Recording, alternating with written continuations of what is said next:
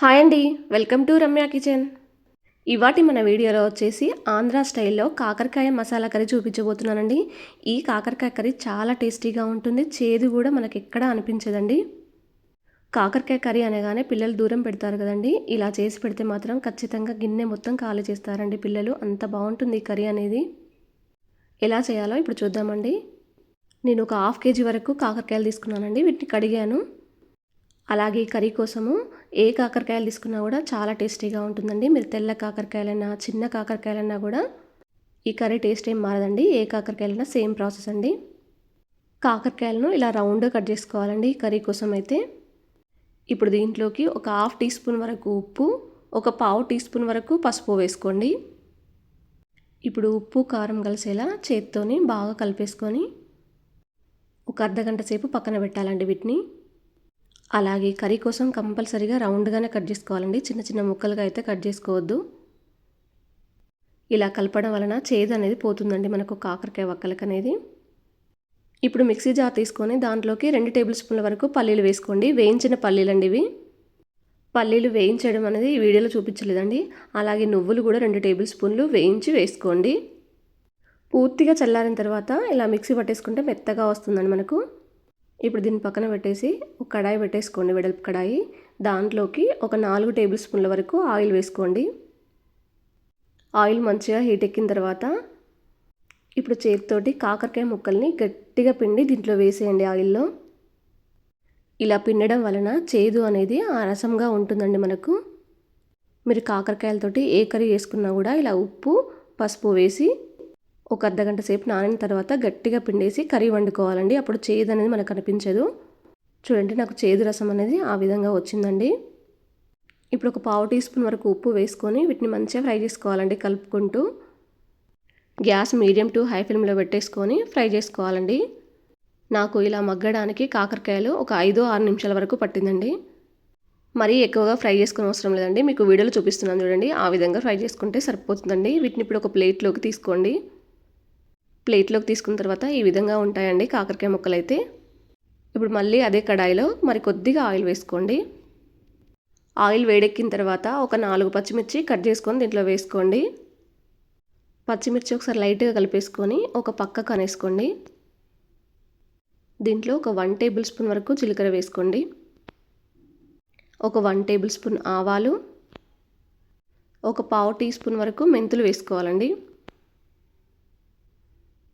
మెంతులు ఖచ్చితంగా ఆయిల్లో ఫ్రై కావాలండి. మెంతులు అనేది పూర్తిగా ఆప్షనల్ మాత్రమే. మీకు నచ్చితే వేసుకోండి, లేదంటే స్కిప్ చేయవచ్చు.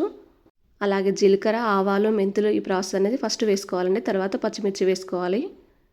నేను ముందే పచ్చిమిర్చి వేసాను కాబట్టి పక్కకు అని ఇవి వేయించుకున్నానండి.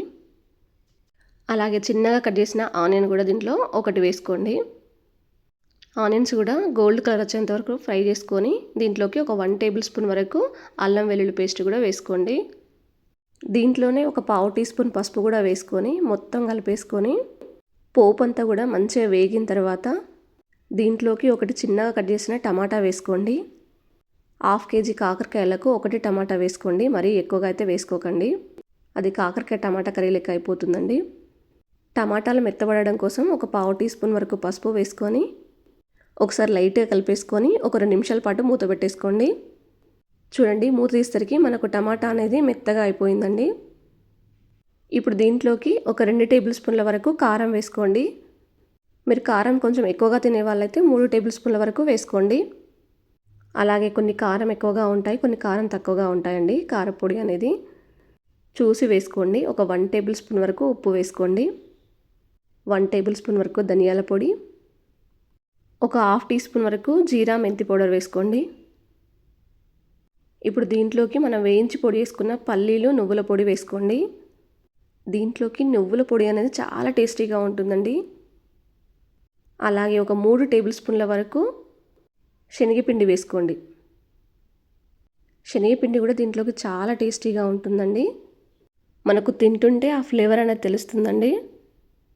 ఇప్పుడు గ్యాస్ అనేది సిమ్లో పెట్టేసుకొని కలుపుకుంటూ ఆయిల్లో మంచిగా ఫ్రై చేసుకోండి. ఈ కారం ఉప్పు ఈ మసాలాలన్నీ బాగా కలిసిపోవాలండి. ఆయిల్లో ఫ్రై కావాలి కూడా. ఇలా ఫ్రై చేసుకునేటప్పుడు గ్యాస్ అనేది కంపల్సరీగా సిమ్లో పెట్టేసుకోవాలండి. ఎందుకంటే మనకు హైలో పెట్టేసుకుంటే ఈ మసాలాలన్నీ కూడా మాడిపోతాయి మనకు. ఇలా మంచిగా ఫ్రై చేసుకున్న తర్వాత దీంట్లోకి ఒక టీ గ్లాస్ అనే నీళ్లు పోసి మూత పెట్టండి. ఇప్పుడు గ్యాస్ అనేది హైలో పెట్టేసుకొని మూత పెట్టేసుకోండి. ఒక 2-3 నిమిషాల తర్వాత మనకు ఆయిల్ అనేది ఇలా పైకి రిలీజ్ అవుతుందండి. మీకు కొంచెం గ్రేవీ లాగా కావాలనుకుంటే ఇంకొక హాఫ్ గ్లాస్ వరకు నీళ్లు పోసేసుకోండి, సరిపోతుంది. ఇలా ఆయిల్ పైకి వచ్చిన తర్వాత మనం ఫ్రై చేసి పెట్టేసుకున్న కాకరకాయ ముక్కలు కూడా వేసేసి ఈ ఉప్పు, కారం, మసాలాలన్నీ బాగా కలిసేటట్టు బాగా కలిపేసుకోండి. మీరు వాటర్ ఏమైనా యాడ్ చేసుకోవాలంటే కాకరకాయ ముక్కలు వేయక ముందే వాటర్ అనేది యాడ్ చేసుకోవాలండి. మీరు ఇలా పూర్తిగా కలిపేసుకున్న తర్వాత ఒక 4 కరివేపాకు రెమ్మలు కూడా దీంట్లో వేసుకొని ఒక 2-3 నిమిషాల పాటు మూత పెట్టండి.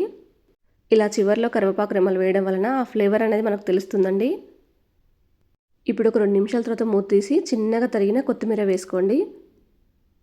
మరీ ఎక్కువసేపు ఫ్రై చేసుకోకండి. ఇప్పుడు కొత్తిమీర కూడా బాగా కలిసేలా ఒకసారి లైట్గా కలిపేసుకొని ఇప్పుడు ఒక 30 సెకండ్ల పాటు మూత పెట్టేసి పూర్తిగా గ్యాస్ అనేది ఆఫ్ చేసేసి దించేసేయండి కర్రీని అనేది. ఈ కర్రీ అన్నంలోకి కాదండి, చపాతీలోకి కూడా చాలా బాగుంటుందండి. మీకు కొత్త టేస్ట్ అనేది మాత్రం తెలుస్తుందండి. కర్రీ దించిన తర్వాత ఇలా ఉంటుందండి. ఇలా చేసి పెడితే పిల్లలు కాకరకాయ అసలు వద్దే వద్దనరండి, అంత బాగుంటుంది ఈ కర్రీ అనేది. ఈ వీడియో మీకు నచ్చినట్టయితే మీ ఫ్రెండ్స్కి, రిలేషన్కి షేర్ చేయండి. ఒకవేళ మీరు ఈ రెసిపీ ట్రై చేస్తే ఎలా వచ్చిందో నాతో షేర్ చేసుకోవడం మాత్రం మర్చిపోవద్దండి.